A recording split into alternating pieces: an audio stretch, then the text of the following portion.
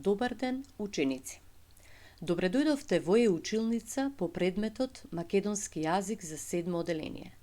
Јас сум наставник Александра Јордановска од Основното училиште Ацо Шопов. Денешната наставна содржина е презентација на елементи на прозен текст во лектирата Збунети години од Велко Неделковски. Цели да умееме да определуваме тема и идеја, да умееме да прераскажуваме фабула на прочитано лектирно дело. Најнапред да се потсетиме што се елементи на прозен текст. Тоа е темата, таа е предметот на обработка во епска творба. Темите во епските творби можат да бидат настани, појави, ликови, различни проблеми. Идеја. Основната мисла присутна во творбата, таа е целта на авторот, неговата порака пратена до читателот. Фабула. Низата настани кои авторот ги раскажал, ги подредил според редоследот како што се случувале, природно, хронолошки.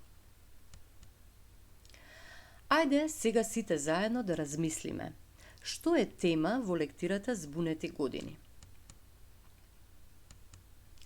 Темата е дека децата се збогуваат со детството и почнуваат да чекорат по патот на збунетите години.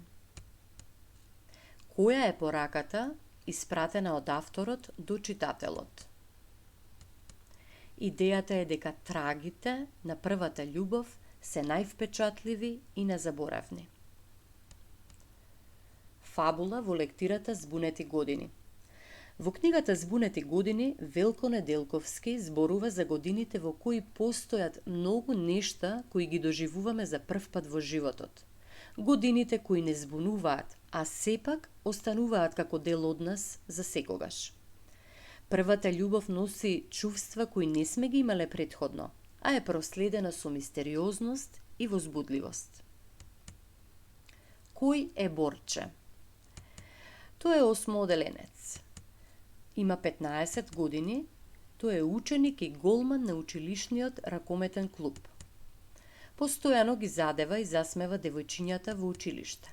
Тоа е високо и слабо момче, потекнува од богато семејство и симпатија му е Виолетка. Првата средба на Борче, Димитар и Виолетка. Борче го здогледува Димитар во училишниот двор.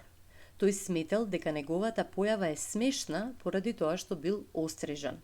Тој почнал да го задева, но по некое време се смириле и се запознале. Од влезот на училишната зграда се појавила група девојчиња, а во средината стоело едно девојче со плетенки и со симпатична насмевка. Таа била Виолетка, соученик на Димитар од 7 оделение. Симпатија. Кај Борче се појавила првата детска симпатија кон Виолетка, чувството на првата љубов. Борче сакал да ја искаже љубовта кон Виолетка преку писмо, сакал да ја напише писмо, а Димитар да ја го предаде. Првото писмо Виолетка го искинала, бидејќи имало многу правописни грешки. Излетот во Сарај. Лиле и Виолетка се договарале да одат на излет во Сарај. Момчињата го слушнале нивниот разговор и решиле и тие да одат во Сарај. Во Сарај Лиле и Виолетка играле бадминтон, но одеднаш топчето им паднало на местото каде што седеле Борче и Димитар. Потоа Борче ја извадил гитарата и отсвирил некаква песна. Виолетка и Лиле му се насмевнале. По некое време Виолетка и Лиле си заминале. Тоа било големо разочарување за Борче и Димитар. Надпревар во Ролшој. Борче го пријавил Димитар на надпреварот и му ги позајмил неговите ролшои. Димитар, иако не бил вешт, се согласил да учествува на надпреварот затоа што во публиката била Виолетка. Но тогаш на Димитар му се случила незгода. Паднал и го раскрварил левото колено. Овој ден го запаметил како тажен ден. Авторот ја опишува детската симпатија кон Виолетка. но и разочараноста на Борче кога таа не му возвраќа на неговите љубовни писма, напишани за неа. Во романот исто така не е изоставена и детската љубомора. Пријателот на Борче, Димитар, кој е влюбен во истата убава девојка, му љубомори на својот најдобар пријател, велејки му: "Немој да ја задеваш неа." Во неговиот глас имаше и молба, и наредба, и предупредување. Борче се сепна. А зошто? Да не е забрането? Таа многу е вообразена, не разговара со машки. Писмото. Во домот на Борче, Димитар му помага да ја напише писмо на Виолетка. Борче донел лист и перо и Димитар почнал да му диктира убави мисли. Тие се договориле Димитар сам да го напише писмото, а да го потпише Борче. Ракометниот надпревар. На надпреварот победиле. Димитар имал уште една причина за радост. Додека траел надпреварот, Димитар ја забележал Виолетка како гледа во него. Првиот состанок на Борче и Виолетка. Во вторникот била закажана средба меѓу Борче и Виолетка. Борче ги пречекал Виолетка и Димитар кај водоскокот.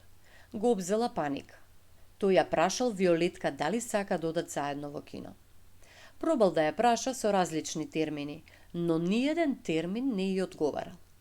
Тој решил да биде дрзок со неа и на крај се скарале. Таа си отишла дома со Димитар. Писма до Виолетка напишани од Димитар. Димитар се доближил до Виолетка и дал писмо долго 4 страници.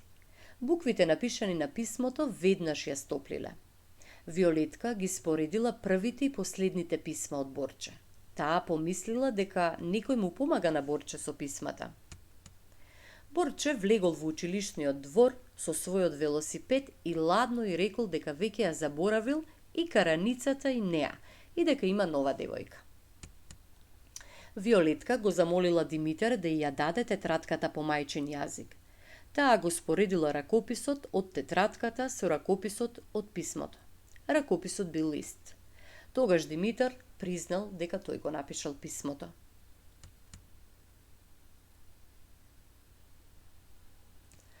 Авторот го завршува романот со настанот во кој Димитар собира храброст да ги признае своите чувства на Виолетка.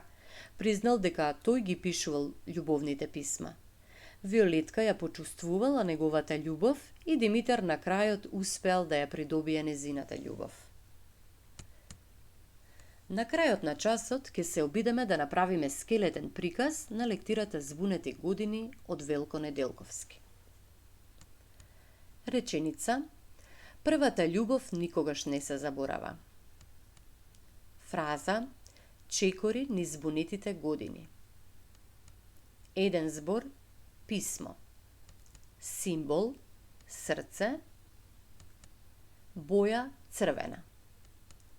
Една од најдобрите работи во лектирата е дека на крајот секогаш победува вистината, праведноста и искреноста. До видување ученици, до следното видување.